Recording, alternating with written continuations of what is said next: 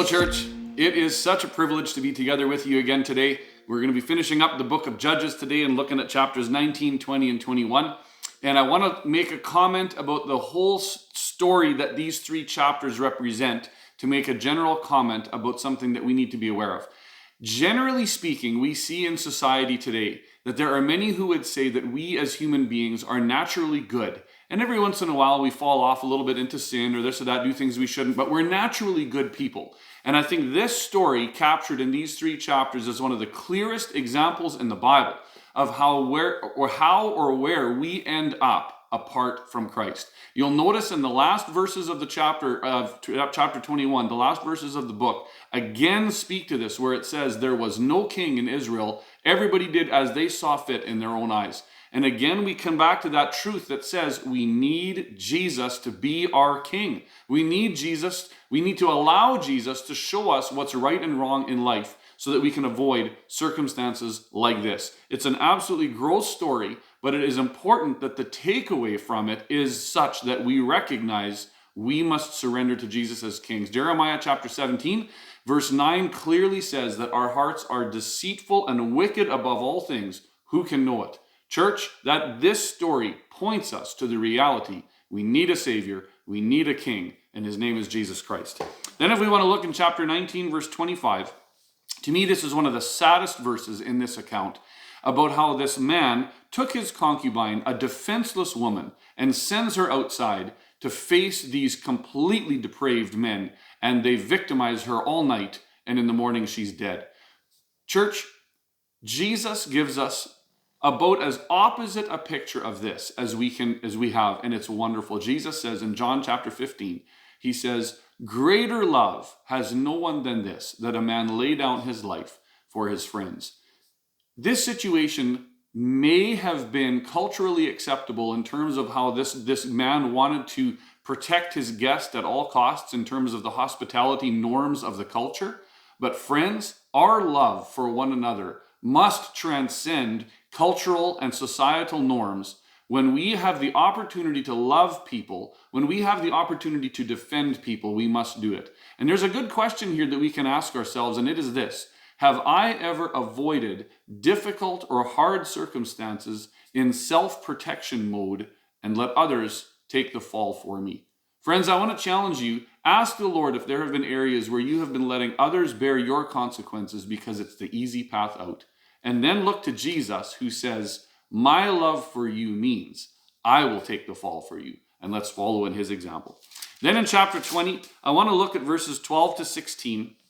This is a hard scripture. It reveals a hard truth for us in terms of how to deal with sin in the camp. But it's important that we listen. In verses 12 to 16, we can see that the Benjamites, when they were confronted with what these men of Gibeah had done, they should have been willing to allow the Israelite community to pass discipline on them. And yet they stood in the way and they said, "No, those are our brothers. We are going to defend them." Church, are we ever tempted to do the same thing? Are we ever tempted to protect those that are close to us, even though they actually are in a position where they need discipline? We are not following the pattern of Jesus or the Bible when we interfere with discipline that needs to happen. We should allow discipline to happen. Discipline should always be done as gentle as possible, as lovingly as possible. But at the same time, when we get in the way, we are interfering with something God has instituted. In 1 Corinthians chapter 5, we see a New Testament example of Paul dealing with sin in the church. And he specifically says, for those who are believers or who claim to be believers, you should put them out if they are unwilling to repent. Church, we need to ask ourselves this question: have I ever intentionally or unintentionally interfered with or got in the way of someone who needed discipline? It's a difficult question, church, but I want to look at chapter 21 for an appropriate response for how we can be in a position where we allow discipline, but we don't rejoice over it. If you look at verses 2 to 3 in chapter 21, this is an appropriate response for discipline and how we should respond. The people of Israel, when the Benjamites have been defeated, do not rejoice. They're not celebrating their victory. They are weeping and mourning. And that is actually that's how our hearts should be when we need to have discipline in the church or in our families. Proverbs chapter 24 says that you should not gloat or rejoice when your enemy falls, or the Lord will see and he will disapprove. Friends, why would he say that?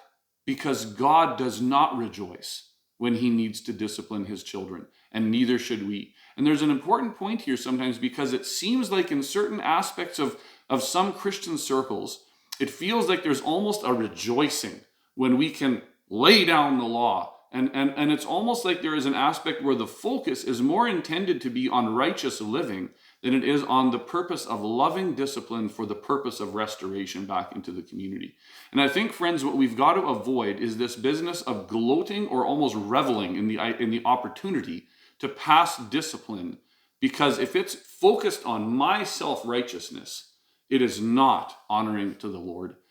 We see in Matthew chapter 7, Jesus is teaching that we should not judge, lest we shouldn't be judged ourselves. And often people throw that verse out as a way to say, see, we shouldn't do discipline. No, that's not what Jesus is saying. He's saying the same thing Paul says at the end of 1 Corinthians 5.